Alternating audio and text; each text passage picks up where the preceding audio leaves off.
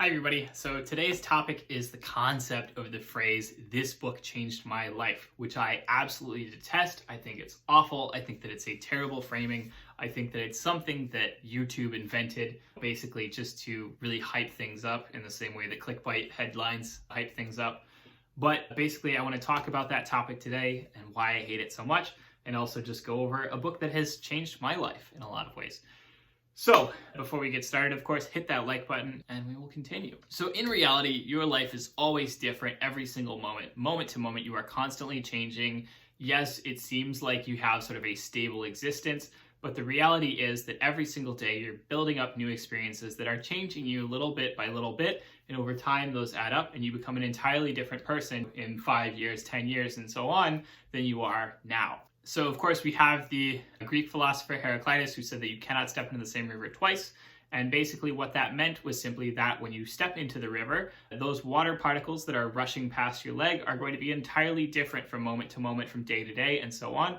And in fact, also, I remember basically from my childhood, for example, there was a river in my parents' neighborhood where essentially I would visit it and literally the river itself would change because, of course, the river is constantly moving around bits of soil and bits of silt and so on. And as a result, I would come back to it year after year and I would see that entire sections of the river had just changed. It just cut off different paths or moved to new places and so on, because that's what rivers do. They are constantly changing. They may seem from moment to moment like they are pretty stable, but the reality is that the river itself is a process of change. It is a process of molecules moving from one place to another. And again, people are the same way. We like to imagine that we are pretty stable individual beings, but we are constantly changing based on the experiences that we've had. So in this way, basically any book that you read, any piece of media that you consume, any experience that you have is going to change your life. By definition, that is what has to happen. You were a certain person before you read a book, then you read that book, and after you read that book, you are now an entirely different person. That is what it is. Before, you were the person who hadn't read the book. Afterwards, you were the person that had. I do have a lot of fond memories of reading large books that basically did change my life in many ways. So, for example, when I was in 3rd grade, there was a reading competition at my school. You could get points for reading books and then taking a quick quiz to prove that you had, comprehended what you had read. And of course, I, being the precocious kid that I was like, okay, what is the single highest point value book that I can read? And of course, the answer was The Lord of the Rings. Each of the books had their own point values. And so I sat down and read the entire Lord of the Rings trilogy when I was in 3rd grade. Certainly I remembered it well enough to pass the quizzes and get the points. As a result, I won. I got the most points. Yay, go me. But at the same time, I was a 3rd grader. I didn't really understand the books. I didn't really like them. I didn't really internalize them. I could not tell you what happened in most of those books, simply because it was like, okay, it changed my life, but to what end? How did it actually help? Similarly, basically, when I was in university, I remember that I got really into reading the Russian classics. I read In Search of Lost Time as well, and those are all really big books. And very often, just because it's so long, it takes so long to read the book, you're an entirely different person than when you started, because you have maybe months or years of life experience afterwards that have really changed you. I also have a memory that basically after I graduated university, there was one summer where I was living with my parents. They had a massive tomato harvest that year. And so basically just sitting on the dining table, there was this massive spread of all these different tomatoes. And I was like, okay, I'm going to be reading this copy of Infinite Jest that I picked up. It's massive, but whatever. And what I would do is I would literally just sit there in a chair right outside the dining room, and I would just sit there and read. And then every now and then I would pop a tomato in my mouth. And I ate so many tomatoes in such a short period of time that it just messed with my poop a little bit, TMI. But it was like, it's a very fond memory that I remember very strongly because it just stood out so differently from a lot of the other experiences that I was having at the time. Then, of course, there's a lot of experiences of reading books that I've had that actively changed my life for the worse, that actually didn't make my life better. So, for example, in university, I was like, okay, I've heard of this series called The Sword of Shannara, which is basically a trilogy of fantasy novels. And I had heard that they were, maybe sort of cool or whatever. And so I bought them all and I started reading them. And what I discovered was that the first one was basically just kind of a poor knockoff of Lord of the Rings. And I was kind of like, oh man, this sucked. I hated it. But now, at this point, I had this sort of compulsion that I needed to finish things when I started them. I used to believe this about books and about video games and so on. And so I really dedicated myself to hunkering down and reading the other 2 books in the trilogy, even though I just didn't enjoy it and was not having fun. And as a result, I just really wasted a lot of time. I just really did not have fun. Like, it really just actively made my life worse. And I wasted a lot of time because I was just finishing these books that I never had to read. No one was forcing me to do it. God knows why I did it, but I did, and it made my life worse as a result. I don't necessarily like to divide things up into most or least impactful in my life, because the reality is that I am constantly being influenced by all the things that I have consumed, and that sometimes things can have a lot more meaning later on down the line. So for example, forever ago, I read The 4-Hour Workweek by Tim Ferriss. Obviously, a lot of people cite that as a book that really changes their lives a lot. But at the same time, I read it. I didn't really internalize a lot of the lessons inside of it at the time. And I was just kind of like, yeah, whatever. This is an okay book. And then ultimately what ended up happening was that I ended up becoming an entrepreneur. I ended up starting my own business. And I ended up in the process internalizing a lot of those lessons for myself, even though, again, at the time I read the book, I didn't really think of it as very impactful or meaningful. So it started to have a lot more impact and meaning as I got older and as I had new experiences that caused me to reevaluate what value I had put on that book. I would also say that essentially you can't really read the same book twice, because what happens is that when you read a book, you're in a very specific state of mind, you're in a very specific time in your life, you've got a very specific set of circumstances and experiences. And very often what will happen is that you then try and read that book again at a later date. It doesn't have nearly the same amount of magic for you. It doesn't have nearly the same amount of impact, simply because you're a different person, again, with different experiences the second time around. I read all the Ayn Rand books when I was a kid, really thought they were cool, and then I spent years unlearning that, and now I read them again recently just because I wanted to see what would happen. And I was just like, dang, these are not nearly as good as I thought when I was a young, impressionable teenager. Another really, really good example is basically the book that I am going to talk about today that changed my life. And so what I'm going to do is talk about the complete fiction of H.P. Lovecraft. This is a new copy that I recently got. So, story time. Here is essentially my history with this book.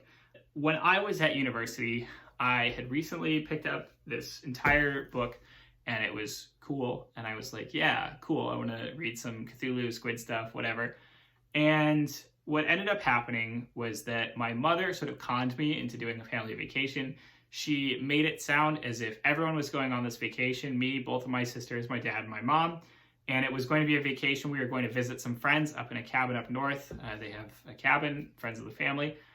And I was like, okay, I guess I'll go. I don't really want to come down from college, but I'll do it. So I drove down from college and then went, and then I discovered that essentially that wasn't true. Basically, one of my sisters was basically just going to skip it because she wanted to go to work. And of course, my dad was going to skip it because he had some stuff with work. And so it was just me, my one sister, and my mom. And we were going to be spending time up with our friends in their cabin. They're basically friends of my parents. And the important thing to understand about this cabin is this is a very old cabin. It did not have internet, did not have cable. And so basically there was nothing to do in this cabin aside from the stuff that I had brought along with me. And all that I had really brought along with me at the time was my giant copy of the complete fiction of H.P. Lovecraft. And so feeling a bit betrayed and a little bit annoyed about being conned into going on this vacation where there was basically nothing for me to do, and that was kind of a big time sink that I didn't really realize it would be, all I had to do was read this book. And I read the book cover to cover, and I still had time left over. Like, I was just stewing in my annoyance that I was just like so bored, and I was like, all right, maybe I'll read it again and like start reading it again. But anyway, I read the stories at the time, and that was kind of my state of mind, and I really enjoyed them. And I was like, oh yeah, these are all really cool. I'm like, you know, a nerdy university kid, whatever. Of course, at the time I was like, yeah, like some of this stuff is weird. There's, you know, some racist bits, and okay, but whatever. In general, the stories are pretty fun. And there's Cthulhu and you know, monsters and things like that. And then, of course, I got older and I heard a lot more of criticism about the books. I read a lot more criticism about the books from various authors and so on.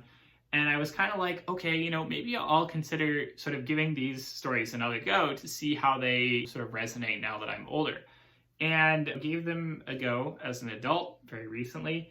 And I hate them. I just absolutely detest them. They suck. Like, there's so much stuff where H.P. Lovecraft is just really terrified of really mundane things. There's so many situations where he describes like something and he'll be like, oh, it's so terrible, this guy had purple robes, and it's like, okay, what's terrible about that? I don't get it. He does all this stuff where he sort of just implies that things should be terrifying or horrible, and then like doesn't actually put any effort into describing them or anything along those lines. There's also just like a weird list of things that he finds terrifying. And so I joked that what I should do is I should get a physical copy of the book and then just go through it again really quickly and highlight all the absurd examples of things that he says he is terrified of, which I'm going to do at some point and make another video out of that. So look forward to that in the future. It's also a lot more weirdly like Christian and puritanical in thought. Like I think that we sort of give H.P. Lovecraft the idea of inventing cosmic horror and so on and coming up with all these cool monsters. But the reality is that that's sort of like less of a focus in these books, and it's more, it's just terrifying that these evil creatures are ungodly. It has like a really weirdly religious bent to it than I remember, again, being a kid when I first read it. Anyway, so having read these stories again, would I say that this has improved my life to have done so? I mean, probably not, but it does mean that I've learned a meaningful lesson. It does mean that I've experienced something that I wouldn't have experienced before, because I was like, hey, I am going to give this another try. I am going to see how things have changed, and I am going to see how this book has changed my life. And of course, yes, I'm a very different person now than I was before I read these stories again, because again, now I have a better frame of reference for understanding how silly they are and understanding sort of how misguided I was as a kid when I was first interested in these stories. I suppose this is not a great review for just generally H.P. Lovecraft, but if you're interested in picking up the book, it's nice, it's shiny, it's nice and heavy, which is kind of cool. Pick it up. Got a link below. And aside from this, just in general, I like to think of framing every single book that you read as a book that could potentially change your life, as a book that could potentially be very meaningful for you, and just to think about things that way, and not to think about specifically phrasing or, sort of getting into the headspace where you have to pick out 1 or 2 or 3 books that you would say are the most impactful or that have changed your life the most, because the reality is that all of the books that you have read have changed your life to some extent, and you should just embrace that.